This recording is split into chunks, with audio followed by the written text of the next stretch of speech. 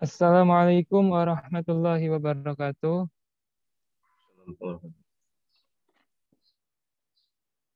Alhamdulillahirabbil alamin.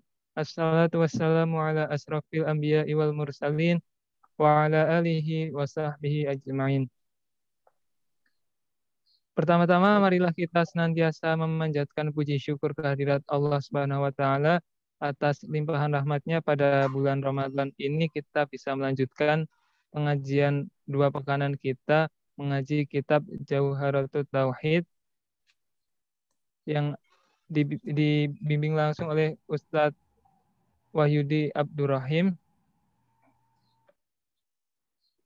Adapun acara pada sore hari ini adalah pembukaan, kemudian langsung materi, tanya jawab, dan penutup. Marilah kita buka pengajian sore hari ini dengan membaca basmalah. Bismillahirrahmanirrahim. Menganjak ke acara berikutnya adalah materi yang akan disampaikan oleh Ustadz Wahyudi. Kepada Ustadz Wahyudi kami persilakan. Bismillahirrahmanirrahim. Assalamualaikum warahmatullahi wabarakatuh.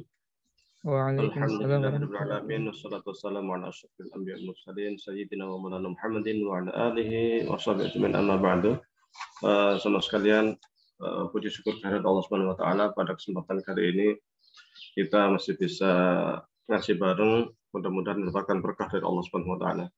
Salat beserta salam semoga tetap tercurahkan kepada junjungan kita Nabi Muhammad sallallahu alaihi wasallam. Sebelumnya alhamdulillah kita ini pertemuan perdana di bulan Ramadan, bulan yang penuh berkah, penuh maghfirah. Mudah-mudahan pahala kita berlipat karena ngaji di bulan Ramadan ya. Sebelumnya mungkin bisa di setel, hidupkan rekaman Jauharatul Tauhidnya. Tidak usah banyak-banyak, cukup 30 bait saja atau 35. Silakan.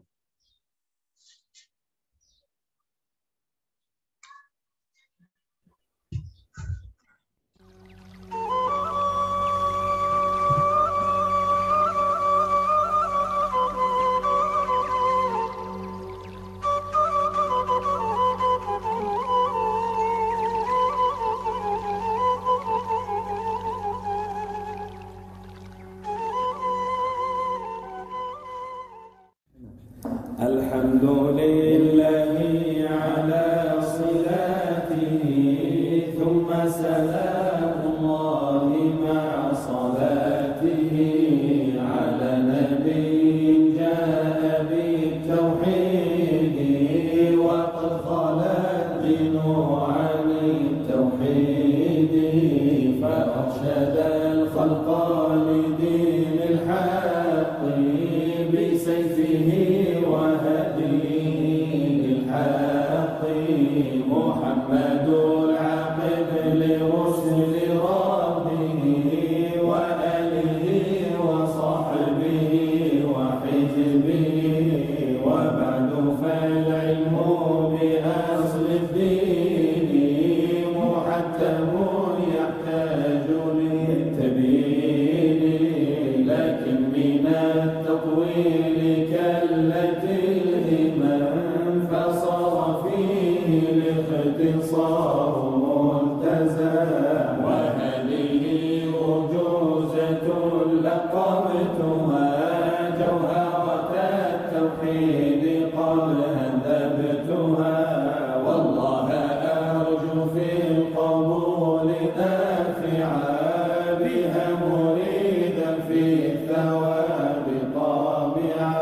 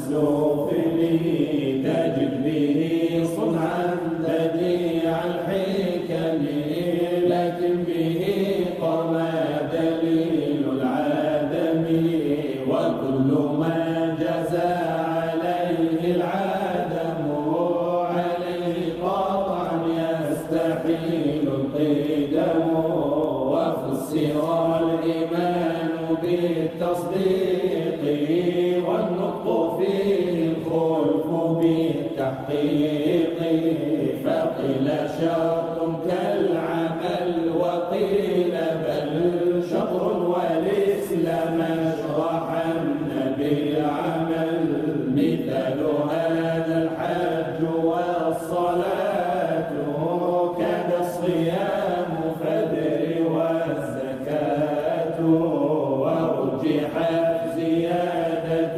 الإيمان بما تزيد طاعة الإنسان ونقصه بنقصها وقيل لا خلف كذا قد نقل فواجب له الوجود والقدم كذا بقاء لا يشاب بالعدم وأنه لما ينال العدم مخالف برهان هذا القدم قيامه بالنفس وحدانية منزها أوصافه سنية عن ضدنا وشبه شريك مطلقا ووالد كذا الولد والأصدقاء وقدرة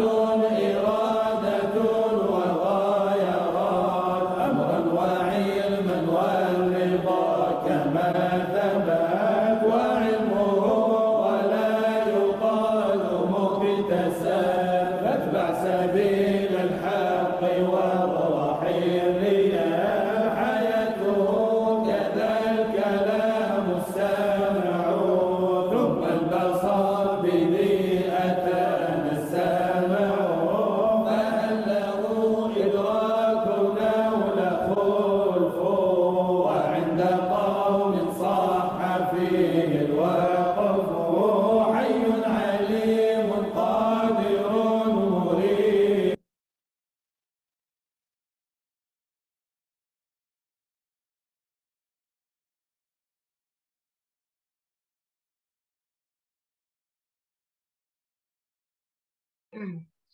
Baik, alhamdulillahirrahmanirrahim.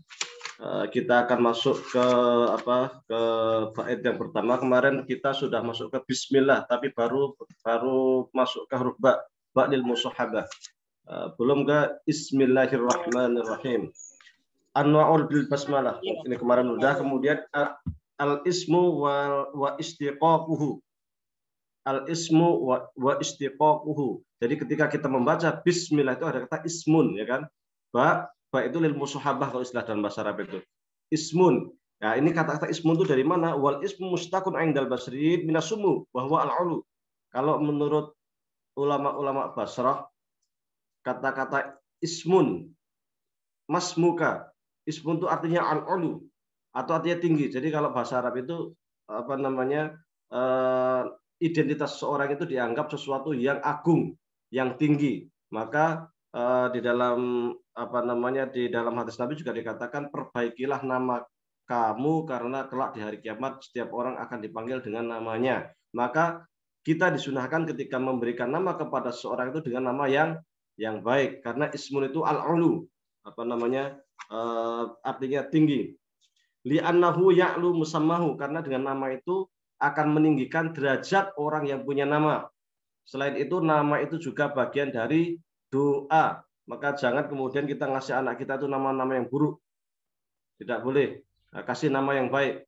Kasih nama yang itu bagian dari doa. Ketika orang memanggil Muhammad, nah itu kan orang yang terpuji. Hamad, Hamid, itu kan. Abdurrahim, Abdurrahman, itu kan bagus. Setelahnya orang-orang yang terpuji. Bahasa Jawa pun juga nggak ada masalah pakai bahasa Jawa, bahasa apapun. Intinya ketika kita memberikan nama kepada seseorang, kepada anak kita, gunakanlah nama-nama yang itu memang mengandung sesuatu yang membuat dia itu naik derajatnya. Jangan memberikan nama yang merendahkan derajatnya.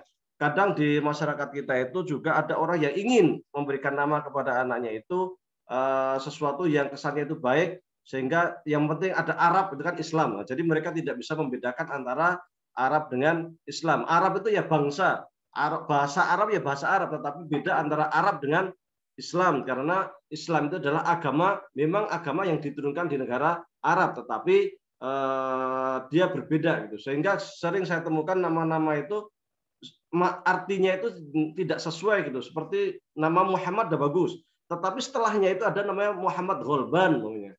Gholban itu artinya kan orang yang bodoh gitu. Nah, ini kan karena ketidaktahuan sehingga ngasih namanya udah bagus Muhammad, tetapi setelahnya itu kok Muhammad Gholban, Muhammad yang bodoh. Ini kan repot gitu. Atau maunya Ibnu Syaiton atau apalah, kan anak setan. Nah, ini jangan sampai kemudian karena kita ingin baik, tetapi ketidaktahuan itu akhirnya menimbulkan ngasih nama anak kita itu sesuatu yang tidak sesuai dengan syariat. Nama Abdullah baguslah. Itu namanya nama ismun mustaq minan sumu, supaya orang yang punya nama itu derajatnya diangkat oleh Allah Subhanahu wa taala. Ta'riful lafdzul jalalah, bismillah, Allah, ya kan? Allah ini di sini ada dua pendapat. Yang pertama kata Allah itu namanya isim alam. Jadi Allah ya Allah gitu. Tapi ada yang kedua yang mengatakan Allah itu kalau dalam bahasa Arab aslinya dari ilahun, artinya Tuhan. Tuhan kemudian ada al di depannya, al ilahun. Kemudian lamnya yang kedua itu dibadalkan, digabungkan ke lam pertama, jadi al ilahun, Allahu digabung jadi Allahu. Maka jangan heran ketika kemudian ada orang seperti Cak Nun mengatakan la ilaha illallah itu sungguhnya adalah tiada Tuhan kecil, ya kan? T-nya kecil selain Tuhan besar. Karena kata-kata Allah itu artinya adalah Tuhan. Cuman kata Allah itu di dalam Islam dia adalah Tuhan yang definitif. Karena ada al tadi, al ta'rif. Makanya Tuhan definitif. Maksudnya apa? Yang namanya Allah itu adalah Alhamdulillahirabbil alamin, Ar-Rahmanir Rahim, Maliki yaumiddin, Iyyaka na'budu wa iyyaka nasta'in, Ihdinas siratal mustaqim. Nah, itu adalah apa namanya? Bermula dari kata Allah itu, atau qul huwallahu ahad, Allahu samad, lam yalid wa lam yulad wa lam yakul lahu kufuwan. Itu Allah. Jadi Allah itu adalah Tuhan semesta alam, Tuhan tempat kita bergantung, Tuhan kita memuji, Tuhan kita meminta sesuatu. Itu adalah Allah. Tuhan pencipta alam raya itu adalah Allah. Sehingga di sini di Arab orang Kristen ya juga bilangnya Allah. Ya kan? Orang yang agama non muslim Yahudi ya bilangnya juga Allah gitu. Sehingga Allah itu artinya ya Tuhan gitu. Sehingga ketika masyarakat jahilah itu ditanya zaman Rasul, wala in sa'altahum man khalaqas samawati wal ard la yaqulunallah. Jika engkau menanyakan kepada orang-orang musyrik yang tidak percaya Tuhan, yang tidak percaya dengan kenabian Nabi Muhammad, siapakah yang menciptakan langit bumi? Maka mereka akan mengatakan Allah. Siapakah kata Allah itu artinya apa? Artinya adalah Tuhan pencipta alam. Kenapa? Apa bedanya musyrik dengan kafir? Musyrik itu mereka percaya sama Tuhan Allah, ya kan? Tetapi atau percaya sama Tuhan lah kalau bahasa kita. Tetapi dia nyembahnya ya nyembah Tuhan, percaya sama Tuhan, tetapi masih memberikan sesajen ke berhala. Kalau dulu berhala yang suka dikasih sesajen itu namanya Lata, namanya Uzza, karena mereka sering disesajeni, sering dikasih kurban-kurban, maka di dalam berhala itu ditempati jin-jin yang kadang-kadang kalau malam itu serem, kadang-kadang ada suara aneh, ya sama lah kayak di negeri kita yang waktu yang di kampung-kampung yang masih yang masih percaya dan mistis, ketika mentuhankan benda, maka di daerah situ akhirnya jadi angker. Jadi Lata, Uzza, Mana, dan lain sebagainya itu adalah berhala-berhala yang disembah, diagungkan oleh orang Quraisy. Karena mereka diagungkan, maka yang tinggal di situ adalah para jin, para setan, sehingga menjadi serem. Dan mereka itu ketika apapun meminta kepada Lata, Uzza itu, dan meminta kepada berhala-berhala itu. Tetapi mereka sesungguhnya mempercayai Tuhan Allah. Percaya pada Tuhan Allah, tapi disebut menyekutukan. Menyekutukan artinya sekutu. Sekutu itu ada 2, ada 3, ada 4 itu namanya sekutu. Beda dengan ateis. Kalau ateis itu sama sekali tidak mengenal Tuhan, tidak percaya dengan Tuhan. Tetapi kalau musyrik itu mengakui Tuhan, tetapi menyembah Tuhan lain. Makanya orang orang Kristen di dalam Al-Quran disebut kafir. Lakot kafarol ladzina qalu innallaha tsalitsun tsalatsa. Telah kafir. Kafir itu artinya ingkar. Telah ingkarlah mereka mengikut orang-orang Kristen yang mengatakan bahwa Tuhan itu tiga. Allah itu tiga. Ada Tuhan Bapa, Tuhan Rohul Kudus dan lain sebagainya. Nah, itu mereka itu dianggap kafir. Karena ingkar terhadap apa yang diturunkan oleh Allah Subhanahu wa taala, dan mereka musyrik karena menyekutukan Allah Subhanahu wa taala. Itu Allah, ya kan? Allah. Hanya ada satu pendapat kalau Allah itu adalah isim alam. Ini pendapat pertama tadi, Allah itu adalah kata ilahun, Tuhan kecil tadi itu, kemudian dikasih al menjadi Tuhan besar. Tuhan besar yang Tuhan definitif. Artinya Allah itu adalah Tuhan semesta alam. Terus apa bedanya Allahnya orang Islam, Allahnya orang Yahudi, Allahnya orang Kristen, Allahnya orang Buddha? Atau kalau apa bedanya Tuhannya orang Islam, Tuhannya orang Kristen, Tuhannya orang Yahudi? Apakah di sana banyak Tuhan? Sebenarnya Tuhan Allah ya Allah, Tuhan ya satu. Aqul huwallahu ahad. Hanya persoalannya bukan di masalah Tuhan itu sendiri, tetapi persepsi manusia terhadap Tuhan. Persepsi umat Islam terhadap Tuhan adalah qul huwallahu ahad, Allahu samad, lam yalid wa lam yulad wa lam yakul lahu kufuwan ahad. Itu persepsi Tuhan bagi umat Islam. Hanya persepsi umat Kristen tentang Tuhan lain lagi. Mereka percaya dengan Tuhan Bapa, Tuhan Rohul Kudus dan sebagainya. Persepsi orang Hindu ya tentang dewa-dewa. Jadi kesalahannya itu bukan berarti di sana banyak Tuhan, bukan. Kesalahannya adalah persepsi manusia tentang Tuhan. Dan yang benar, persepsi yang benar adalah Tuhan sebagaimana yang diturunkan oleh para nabi. Karena sungguhnya ajaran tauhid para nabi dari Nabi Adam hingga Nabi Muhammad itu sama. Tidak ada satupun ajaran tauhid itu yang berbeda antara para nabi. Perbedaan utusan atau perbedaan para nabi itu sungguhnya bukan di ajaran tauhid, tetapi furuk fikih. Semacam syariatnya Nabi Adam, seumpama mereka itu pernikahan masih sesama saudara, boleh. Tetapi syariat Nabi Muhammad tidak boleh, atau setelah Nabi Adam tidak diperbolehkan menikah antar saudara. Atau semisal umpamanya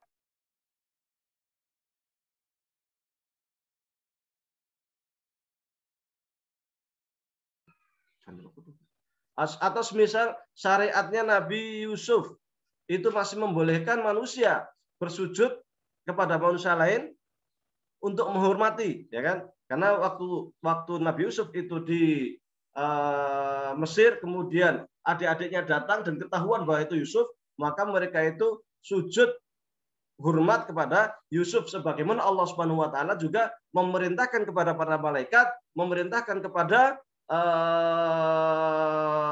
iblis untuk sujud hormat kepada Nabi Adam. Tetapi syariat ini di dalam syariat Nabi Muhammad SAW sudah dihapuskan. Tidak ada lagi sujud kepada manusia, tidak dibolehkan. Nah, kemudian semisal apalagi orang Yahudi. Orang Yahudi itu ketika makan daging diharamkan makan syaham. Syaham itu gaji. Gaji itu tidak dibolehkan. Nah, tetapi bagi umat Islam itu kita boleh makan gaji. Orang-orang umat sebelum kita itu kalau sholat itu harus di masjid atau di gereja lah, di sinagog apalah ya. Artinya ada tempat ibadah khusus. Sementara syariat Nabi Muhammad waju'ilat liyal ardu masjidan wa tahuran. Syariatnya Nabi Muhammad seluruh masjid, seluruh dunia, seluruh bumi itu boleh dijadikan sebagai masjid, tempat untuk beribadah. Bukan hanya itu, tanah ataupun debu juga suci, tohuron, untuk dijadikan sebagai sarana toharoh. Ketika tidak ada air maka dibolehkan untuk toharoh. Ini merupakan menjadi perbedaan. Jadi perbedaan antar seluruh nabi itu hanya di cabang-cabang fikih. Tetapi usulnya, akidahnya semuanya sama, yaitu la ilaha illallah. Ini jika kita mendefinisikan menggunakan al tadi itu, Allah tadi itu alnya di sini adalah al ta'rif. Maka implikasinya adalah di sana. Artinya Tuhan yang benar sesungguhnya adalah Tuhan perspektif atau Tuhan yang sesuai dengan apa yang diturunkan oleh Al-Quran dan Sunnah Rasulullah Shallallahu Alaihi Wasallam, yang definitif seperti apa yang tertera di dalam Al-Quran. Adapun yang diyakini oleh agama lain itu terkait dengan Tuhan mereka, yang mereka meyakini banyak Tuhan, itu semuanya salah dan sesat. Nah, pendapat kedua, kata Allah ini sesungguhnya bukan al, itu bukan al-takrif istilahnya itu, bukan al-definitif, sehingga tidak bisa dikatakan bahwa tiada Tuhan T kecil kecuali Tuhan T besar. Enggak, tetapi kita hanya mengatakan tiada Tuhan selain Allah. Jadi kata Allah itu tidak dapat diterjemahkan menjadi kata Tuhan. Allah ya Allah, karena dia isim alam. Memang namanya seperti itu. Allah, isim alam yang itu merupakan menurut Imam Nawawi itu merupakan Ismullahil A'zam, nama Allah yang paling besar, ya kan? Bismillah Allah Ar-Rahman. Nah, ini sengaja tidak saya bacakan satu-satu karena memang di sini ada yang kurang kontekstual, maksud saya ada yang otak-atik bahasa yang itu sungguhnya sangat cocok untuk orang Arab saja, sehingga langsung saya ringkas saja. Ar-Rahman, Ar-Rahman ini ada beberapa pendapat. Yang pertama kata Ar-Rahman, Bismillahirrahmanirrahim, ya kan?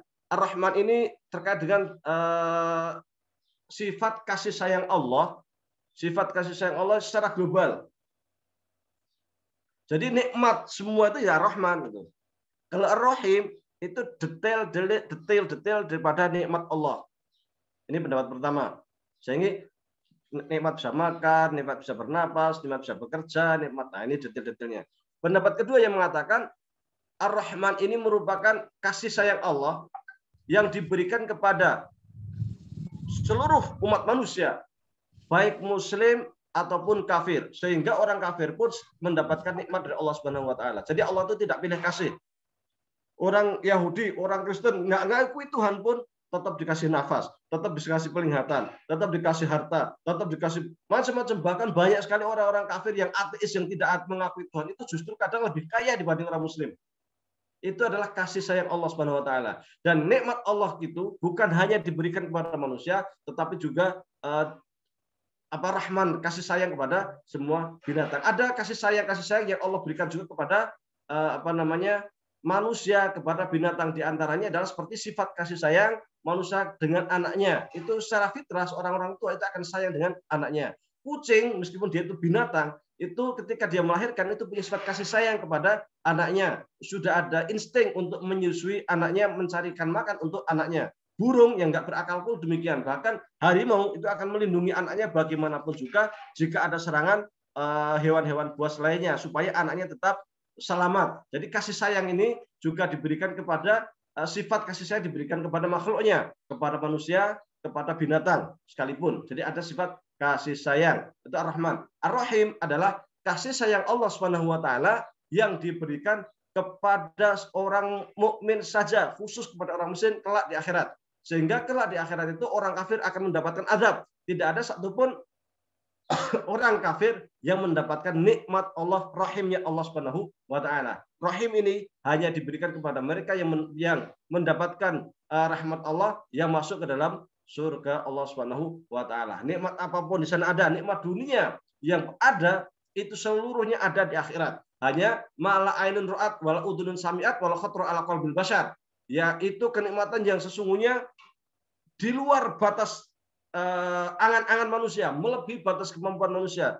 Disebutkan di dalam Al-Qur'an, di surga itu ada sungai dari susu, anharun min min asal, wan harun min dari laban, musaffa dari susu yang jernih, dari madu dan lain sebagainya. Tetapi kenikmatannya sungguhnya melebihi apa yang kita bayangkan. Karena Allah Subhanahu wa taala memberikan gambaran-gambaran tentang surga di dalam Al-Qur'an itu dengan apa yang kita lihat saat ini, dengan apa yang bersifat fisik yang kita lihat, supaya kita itu lebih bisa membayangkan. Karena jika Allah berikan kenikmatan yang di luar bayangan kita nggak akan bisa membayangkan gitu. Tapi takribun lidhihni sami, untuk mendekatkan kepada pemahaman pendengar, pembaca ataupun hambanya ataupun umat manusia, maka surga itu diberikan kenikmatan yang itu bisa dibayangkan oleh manusia. Seperti di sana banyak pohon pisang yang bertundun-tundun, ya kan? Di sana ada buah inap itu. Ada buah macam-macam lah, ada minuman, itu semuanya itu digambarkan dengan hal-hal yang sifatnya fisik yang ada di dalam dunia, dan itu semuanya sesungguhnya adalah untuk mendekatkan kepada pemahaman manusia saja, karena sesungguhnya yang ada adalah lebih dari itu. Itu adalah sifat Rahim yang Allah berikan hanya khusus kepada orang mukmin saja. Jadi bismillahi, dengan menyebut nama Allah. Nah, kalau yang tadi dengan menyebut nama Tuhan, ya kan, Bismillahirrahmanirrahim. Nah, tetap kemarin sudah disampaikan bahwasanya segala sesuatu yang tidak dimulai dengan Bismillah atau Alhamdulillah itu abtar atau akto, yaitu terputus. Maka setiap perbuatan amal soleh kita hendaknya dimulai dengan Bismillahirrahmanirrahim. Karena dengan Bismillahirrahmanirrahim ini amal kita, perbuatan kita akan mendapatkan pahala dari Allah Subhanahu wa taala. Karena perbedaan antara ibadah dengan al-adat, ibadah dan al-adat itu sungguhnya pada niatnya, innamal a'malu binniyat, sehingga segala sesuatu itu bergantung kepada niatnya. Seseorang yang dia itu melakukan sholat, tetapi niatnya tidak sholat, niatnya olahraga, maka tidak dianggap sholat, tapi dianggap olahraga, ya kan? Sebaliknya ketika dia makan biasa saja, tetapi dia niatnya adalah ibadah kepada Allah, agar ini rezekinya barokah, agar kita bisa beribadah dengan kekuatan yang Allah berikan kepada kita, maka itu menjadi bernilai ibadah. Bismillahirrahmanirrahim. Maka segala sesuatu disunahkan untuk membaca Bismillahirrahmanirrahim. Kemudian di bait selanjutnya, alhamdulillahi ala salatihi, tsumma salamullahi ma'a salatihi. Alhamdu itu artinya asana atau pujian. Alhamd. Nah, di dalam hadis sebelumnya disampaikan juga bahwasanya kullu dzibalin lam yubda fihi bil hamdalah fa huwa abtar, ya kan? Segala perbuatan yang tidak dimulai dengan hamdalah itu dianggap terputus, sehingga para ulama kemudian menggabungkan antara dua hadis, karena hadis yang pertama mengatakan sesuatu yang tidak dimulakan dengan bismillah itu terputus, hadis lain mengatakan sesuatu yang tidak dimulakan dengan hamdalah itu terputus. Kemudian para ulama menggabungkan dua hadis ini dengan beristimbat bahwasanya ketika kita memulai sesuatu maka kita membaca Bismillahirrahmanirrahim, ketika kita mengakhiri sesuatu kita membaca Alhamdulillahi Rabbil Alamin. Alhamdulillah, segala puji bagi Allah, lillah bagi Allah. Ala sholati, alhamdulillah ini bukan sekadar ucapan, ya. Jadi ketika kita itu sana ataupun kita itu memuji Allah Subhanahu wa taala, sesungguhnya bukan hanya memuji di lisan saja, tetapi dengan amal perbuatan kita. Artinya ketika kita mendapatkan nikmat dari Allah Subhanahu wa taala, mendapatkan kebaikan, meskipun kita sudah alhamdulillah, alhamdulillah, alhamdulillah, tetapi kenikmatan itu kita gunakan kepada sesuatu yang menyalahi aturan Allah, maka kita belum sepenuhnya bersyukur. Misal kita mendapatkan nikmat uang misalnya, tapi kemudian kita gunakan untuk maksiat, untuk beli hal-hal yang diharamkan Allah, untuk beli khamr, untuk macam-macam, untuk berjudi dan sebagainya, maka alhamdulillah itu hanya ada di dalam bibir kita. Syukurnya hanya di dalam bibir. Maksudnya kita bersyukur adalah kita kita berusaha untuk bersyukur, mensyukuri, berterima kasih atas apa yang diberikan Allah Subhanahu wa taala kepada kita secara lisan, tetapi juga kita berterima kasih melalui amal perbuatan. Ya, ketika kita mendapatkan uang, maka uang yang sudah diberikan oleh Allah itu kita gunakan untuk hal-hal yang baik, untuk menafkahi keluarga misalnya, untuk kita memberikan makanan-makanan yang baik, untuk kita sedekahkan dan lain sebagainya. Karena kenikmatan itu sesungguhnya akan hilang. Maka ketika seorang diberi kenikmatan oleh Allah Subhanahu wa taala, dia bersyukur dan menggunakan kenikmatan itu sebaik mungkin. Ada cerita Israiliyat. Cerita Israiliyat itu cerita yang mungkin benar, mungkin tidak, karena itu berasal dari cerita-cerita Bani Israel. Ada seorang yang miskin. Orang miskin, satu keluarga yang dia itu untuk makan saja sulit. Kemudian dia berbicara kepada istrinya, berbicara kepada suaminya, wahai suamiku, kita ini mau makan aja sulit begini, tiap hari kadang makan, kadang enggak. Nabi Musa itu seorang nabi yang dia itu bisa langsung berbicara dengan Allah. Wa kallamallahu Musa takliman. Jadi Nabi Musa itu bisa langsung berdialog dengan Allah Subhanahu wa taala. Kenapa kita tidak minta saja kepada Nabi Musa supaya kita itu menjadi kaya? Kata suaminya, benar juga. Akhirnya mari kita temui Nabi Musa. Akhirnya mereka berangkat, ya kan, menemui Nabi Musa, menyampaikan hasratnya, keinginannya, wahai Nabi Allah, kami ini miskin. Engkau kan bisa langsung berdialog dengan Allah Subhanahu wa taala.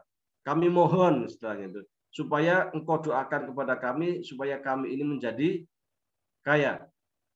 Kemudian Nabi Musa berdoa dan akhirnya dikabulkan doanya hanya dengan syarat katanya bahwa engkau akan dikabulkan menjadi kaya tapi hanya 1 tahun. 1 tahun saja. Akhirnya benar seorang ini dikabulkan doanya, mempunyai peluang usaha dan usahanya bisa cepat sekali berkembang dan kaya raya. Tetapi kemudian suami bilang sama istrinya, wahai istriku, Allah telah mengabulkan doa Nabi Musa. Kita sekarang menjadi kaya raya, tapi hanya 1 tahun. Karena ini hanya 1 tahun, kita gunakan kesempatan ini untuk beribadah kepada Allah. Kita gunakan kesempatan ini untuk berinfak, bersedekah sebanyak-banyaknya. Akhirnya orang ini rajin bersedekah, rajin membantu orang, rajin sekali. Sampai tidak terasa sudah setahun. Dia masih sedekah, sampai melebihi setahun, sampai 2 tahun. Nabi Musa heran.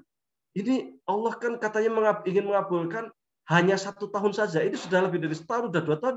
Ini orang kok masih kaya terus, kan? Ditanyakan kepada Allah, maka Allah menjawab, ini kisah Israiliyat ya. Kisah Israiliyat itu kisahnya Bani Israel yang bisa benar, bisa salah. Maka dikatakan, wahai hambaku, bahwasanya engkau itu telah membukakan pintu rezeki kepada hamba-hambaku yang lain. Karena engkau telah membukakan pintu-pintu rezeki kepada hamba-hambaku yang lain, maka pintu rezekimu pun aku buka lebar-lebar.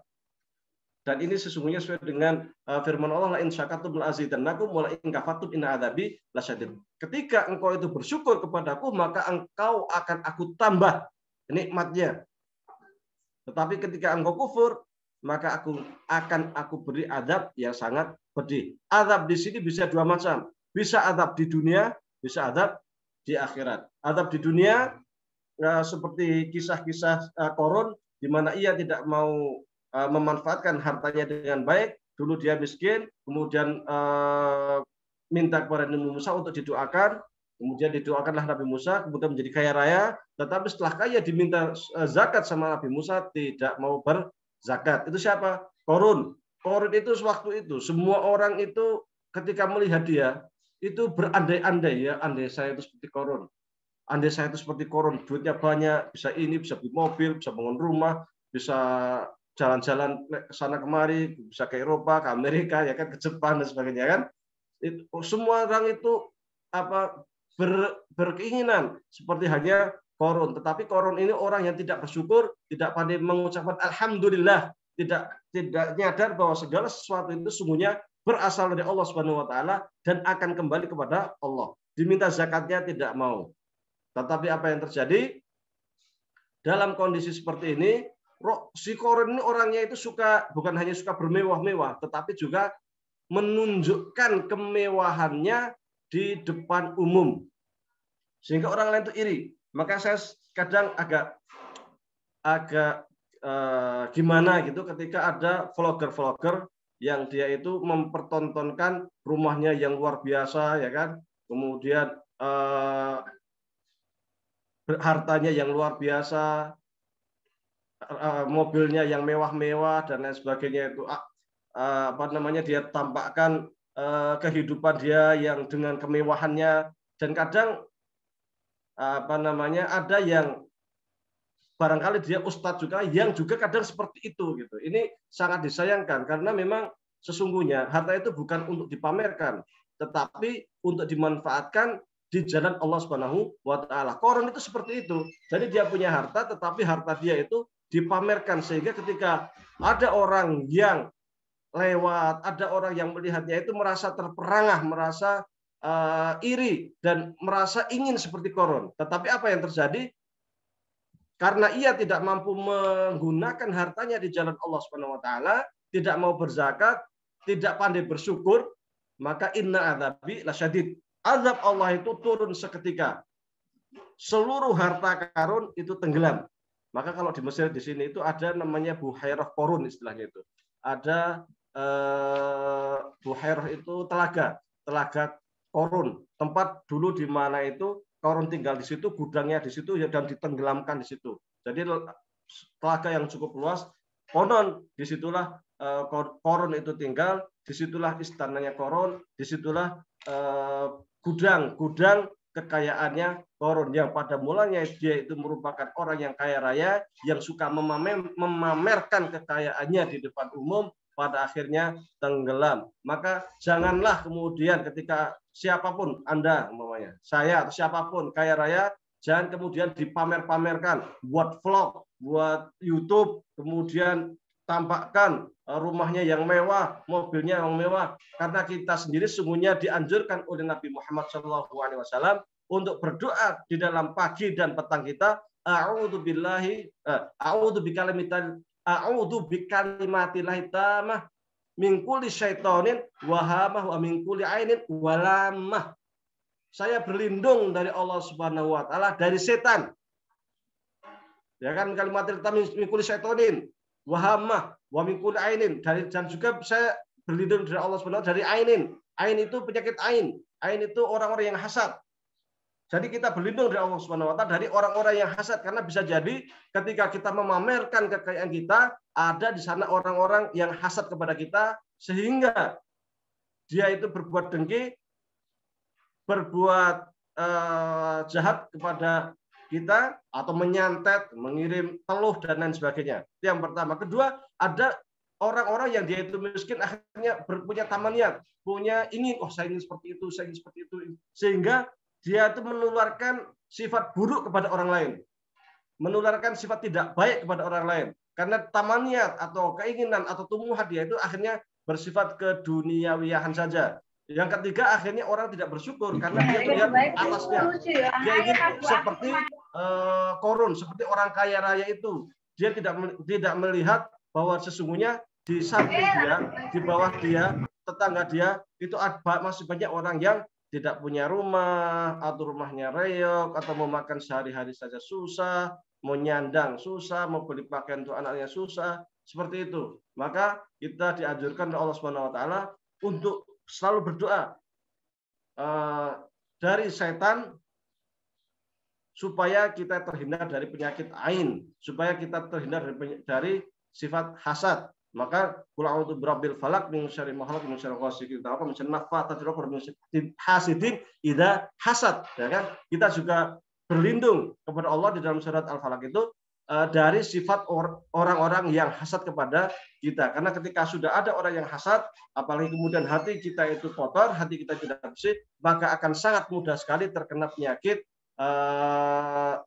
apa istilahnya itu, penyakit ujub dalam diri kita. Orang lain juga mudah menyerang kita, mudah hasad kepada kita, dan ini sangat berbahaya. Maka alhamdulillah di sini bukan sekadar adalah ucapan alhamdulillah, ucapan lisan saja, tetapi bagaimana alhamdulillah tadi bisa terpraktekkan, bisa terrealisasikan dengan menggunakan nikmat Allah Subhanahu wa taala itu ke jalan yang baik, ke jalan yang diridhai Allah Subhanahu wa taala. Ketika mendapatkan harta, maka dimanfaatkan harta itu untuk bersedekah, berinfak, karena sungguhnya apa yang kita sedekahkan, apa yang kita infakkan, termasuk untuk keluarga kita, untuk nafkah keluarga kita, untuk anak-anak kita, untuk diri kita sendiri, itu semuanya dengan niat ibadah akan kembali kepada kita. Kita akan mendapatkan pahala dari Allah Subhanahu wa taala. Bahkan ketika harta itu diinfakkan, harta itu sungguhnya tidak hilang, tetapi itu menjadi simpanan pahala bagi kita kelak di akhirat. Ketika seorang suami memberikan hartanya kepada keluarganya, kepada istrinya, kepada anak-anaknya, itu harta yang dia keluarkan itu tidak hilang, tetapi itu bernilai ibadah. Itu akan menjadi tabungan pahala dia besar di sisi Allah Subhanahu wa taala. Yang kedua, ketika dia punya kelebihan harta, dia juga bisa membantu orang lain, ya fakir, miskin, pengemis dan lain sebagainya. Itu sungguhnya harta yang kita berikan itu juga tidak hilang, tetapi itu menjadi tabungan pahala kita kelak di hari kiamat. Sesungguhnya ketika kita berinfak, itu kita sesungguhnya sedang membangun istana, kita sedang membeli batu, kita sedang membeli baja, kita sedang membeli semen untuk membangun istana di surga. Maka kita diharamkan, bagi seorang muslim itu diharamkan untuk bersifat pelit, bakhil. Ada hal-hal yang harus dikeluarkan, ada menjadi hak diri kita, ada menjadi hak orang lain, yang itu ada di dalam harta kita. Oleh karena itu para ulama mengatakan kewajiban harta itu bukan hanya zakat. Jadi ketika kita sudah berzakat, tetapi para ulama mengatakan ketika ada orang lain yang membutuhkan, di sana ada hak lain selain zakat. Apa itu? Yaitu sedekah, infak, ya kan? Demikian. Baik, kita kembangkan insyaallah dalam dialog. Jadi kita hari ini dapat faid pertama, alhamdulillah, baru alhamdulillah ya. Mudah-mudahan mendapatkan berkah dari Allah Subhanahu wa taala. Kurang dan lebih mohon maaf. Assalamualaikum warahmatullahi wabarakatuh.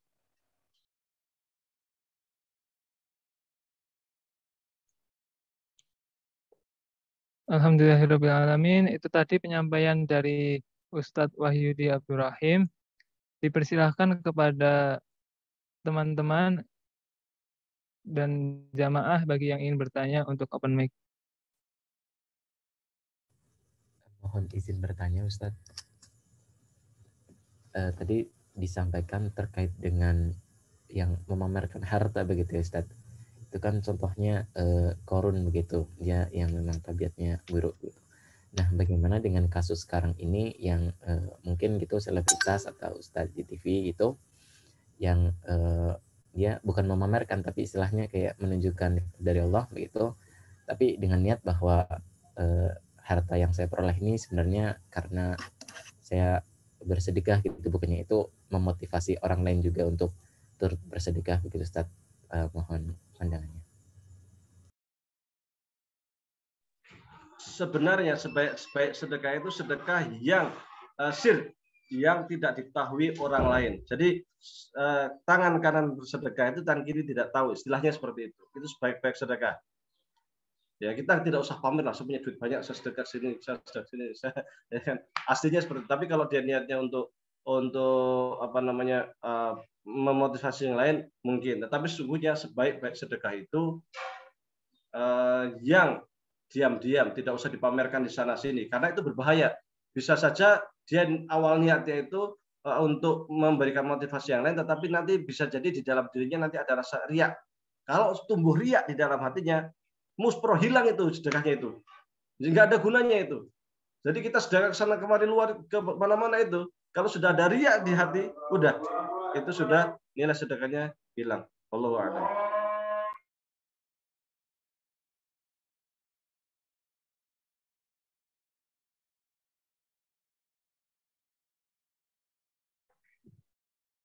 Di sana sedang azan ya, Ustadz? Iya, Tunggu dulu.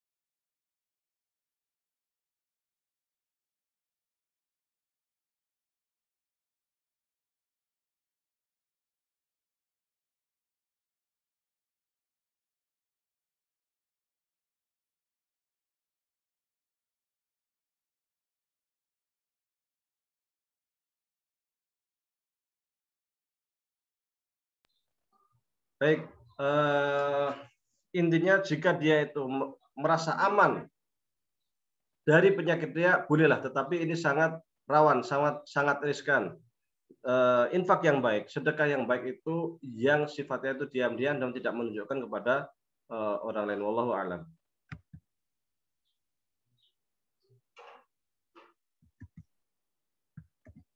Baik, kepada Khairul Amal, apakah sudah cukup jelas? Insyaallah sudah cukup jelas, Ustadz. Sama kalau boleh satu lagi pertanyaan, Ustadz, terkait dengan riya tadi.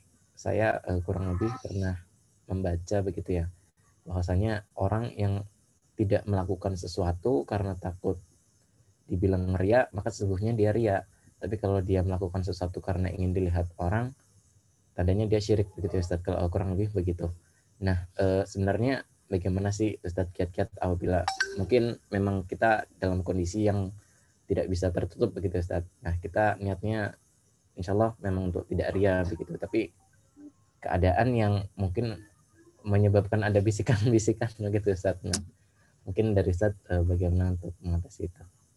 Bisikan-bisikan itu sering terjadi. Maka ketika kita hendak bersedekah, hendak apapun juga kita mulai dan bismillah. Bismillah, bismillah, saya sedekah, bismillah. Dengan mantap hati. Yang kedua, kita tanamkan kita itu tidak niat apapun selain Allah Subhanahu wa taala. Yang ketiga, ketika terdetik sesuatu, berarti itu dari setan.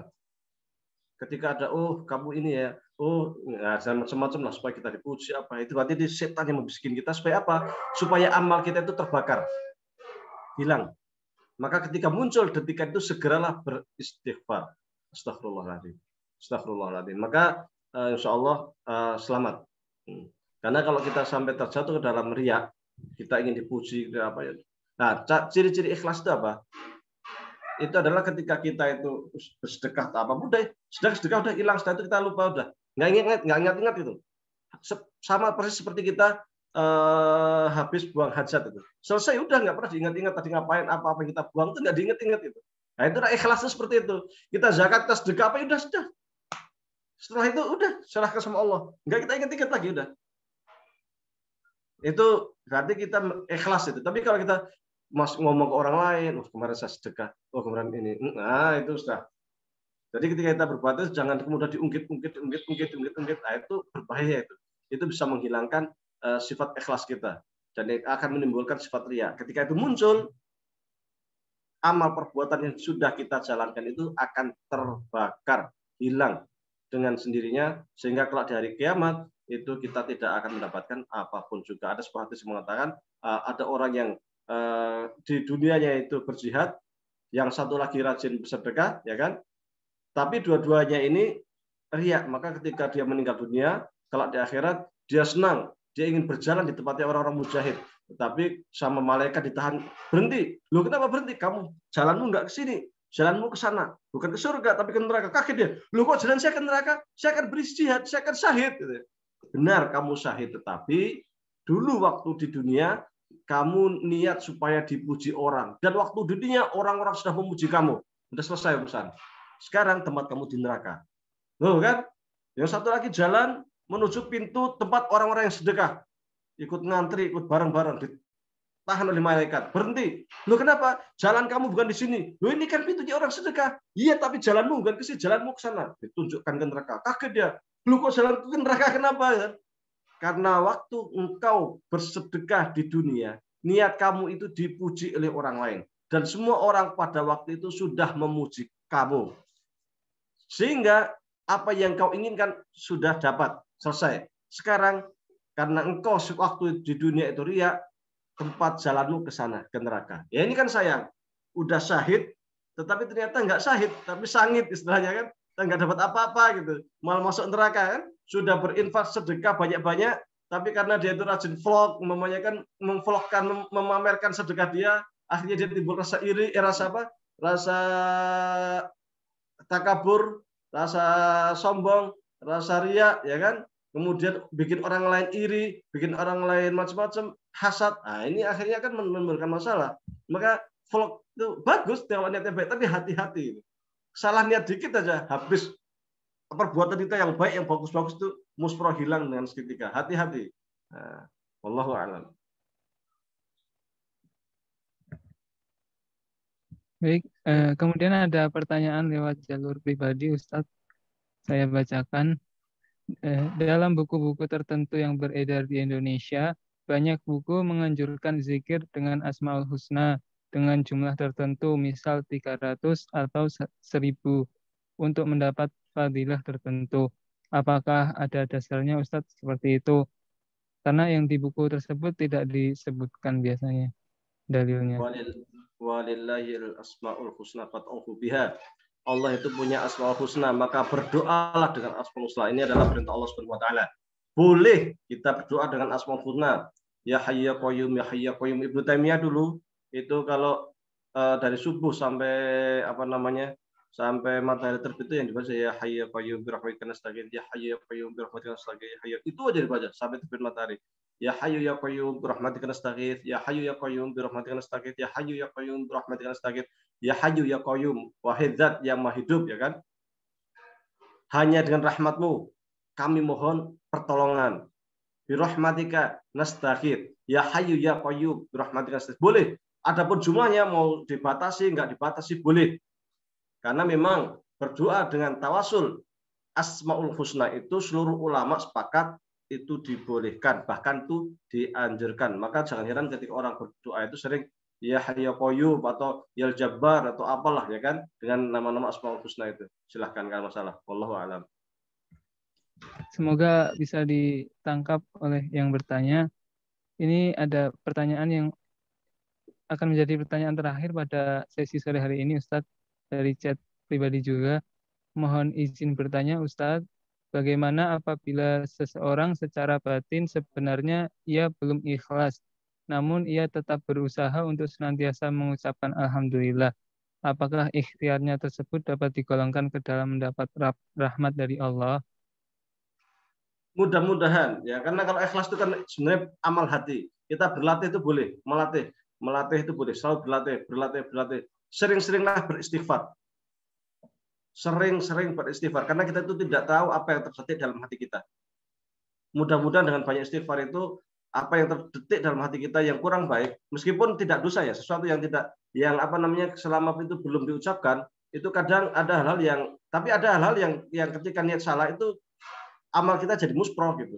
Artinya ketika kita riya, kita apa, itu meski itu amal hati, tetapi itu meskipun tidak diucapkan, tapi itu membuat amal perbuatan kita itu hilang. Maka karena kita tidak tahu apa yang terjadi dalam hati kita, maka kita itu harus sering-sering beristighfar. Qul astaghfiru rabbakum innahu kana ghaffara. Jadi kata Allah, sering-seringlah beristighfar.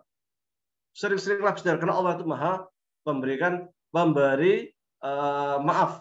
Dan keuntungan lain sering banyak beristighfar itu adalah kita akan mendapatkan limpahan rezeki dari Allah Subhanahu wa taala. Jadi orang yang rezekinya itu susah, sering-sering beristighfar. Wa qul astaghfiru innahu kana ghaffara yursilis samaa 'alaikum midrara. Allah akan menurunkan hujan dari langit. Wa yumditkum bi amwal, kemudian Allah akan memberikan harta yang sangat banyak. Wal banin, orang-orang yang mandul ya kan, yang tidak punya anak, sering-sering juga beristighfar. Itu kan sebagai wasilah, syarat ya kan. Maka Allah akan memberikan anak. Wa yaj'alakum jannatin. Dikasih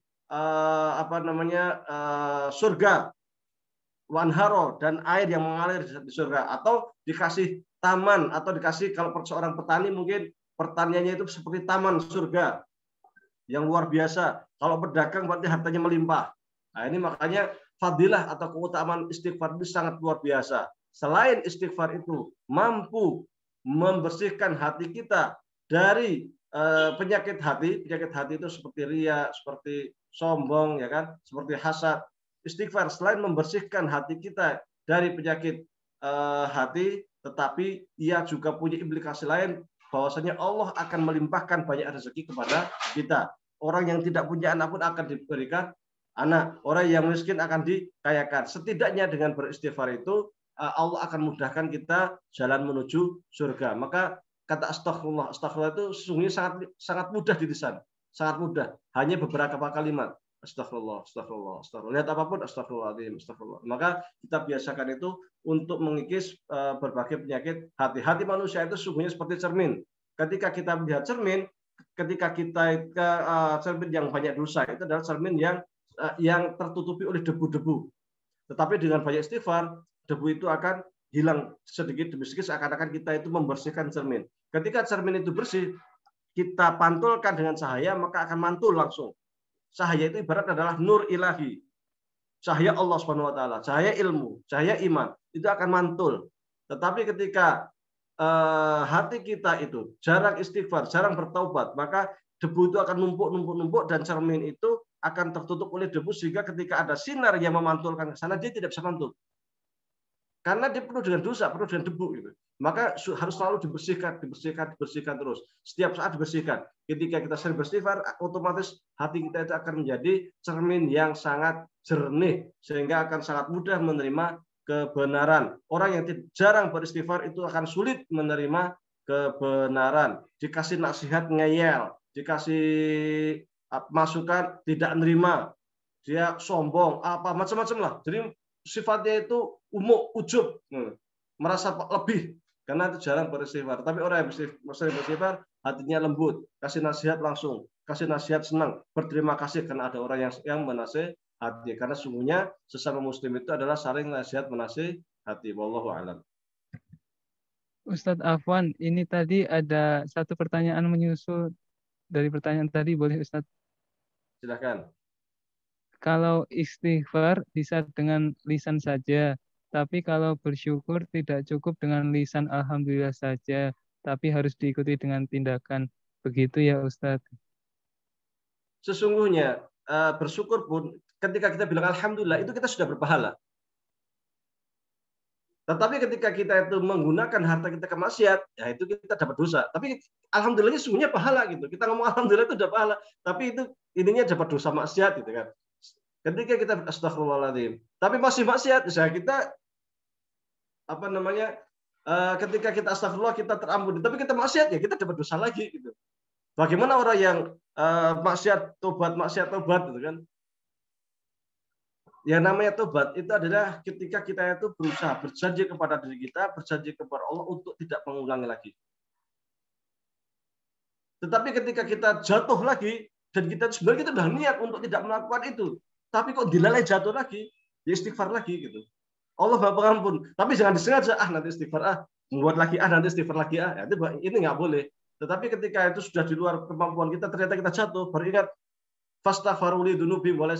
Jadi ketika kita ingat apa namanya berbuat maksiat, maka kita langsung fastaghfiruli dzunubi itu kita langsung beristighfar kepada Allah. Maka Allah akan mengampuni dosa-dosa kita. Jadi tetaplah istighfar ya dengan amal, dengan istighfar ya kita tidak bermaksiat. Tetapi ketika kita jatuh maksiat, segera beristighfar. Insya Allah Allah tetap akan mengampuni dosa dan kesalahan kita. Wallahu a'lam. Alhamdulillah itu tadi pertanyaan terakhir pada sore hari ini. Mohon berkenan Ustadz untuk menutup dengan doa.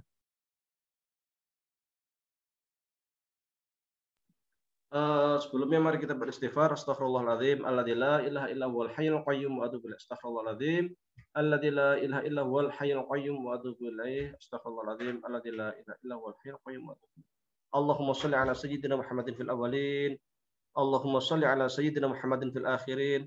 Allahumma shalli ala sayyidina Muhammadin fil malil a'la ila yaumiddin.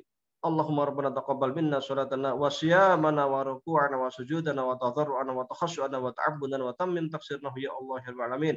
Rabbana zalamna anfusana wa illam taghfir lana wa tarhamna lanakunanna minal khasirin. Rabbana ighfir lana dhunubana wa liwalidayna warhamhum kama rabbayana shighara. Rabbana ighfir lana dhunubana wa li ikhwanina alladziina sabaquna bil iman wa la taj'al fi qulubina ghillan lil ladziina amanu rabbana innaka ra'ufur rahim. Allahumma a'inna ala dzikrika wa syukrika wa husni ibadatik. Rabbana hab lana min azwajina wa dhurriyyatina qurrata a'yun waj'alna lil muttaqina imama. Allahumma inna nas'aluka salamatan fid din wa afiyatan fil jasadi wa ziyadatan fil ilmi wa barakatan fil rizqi wa taubatan qabla al-maut wa rahmatan 'indal maut wa maghfiratan ba'dal maut. Allahumma hawwin 'alaina fi sakaratil maut wa najina minan nari wal 'afwa 'indal hisab. Allahumma arina al-haqqa haqqan warzuqna ittiba'ah wa arina al-batila batilan warzuqna ijtinabah. Allahumma irfa'na al-bala wal waba wal mihan wa ta'am bi rahmatika ya arhamar rahimin. Rabbana atina fid dunya hasanah wa fil akhirati hasanah wa qina adzabannar. Wassallallahu ala sayyidina Muhammadin wa ala alihi wasallam. Subhanaka rabbika rabbil izzati amma yasifun wa salamun alal mursalin walhamdulillah. Alhamdulillah kita telah berada di penghujung acara. Semoga apa yang kita lakukan pada sore hari ini mendapatkan ridha dari Allah Subhanahu wa taala.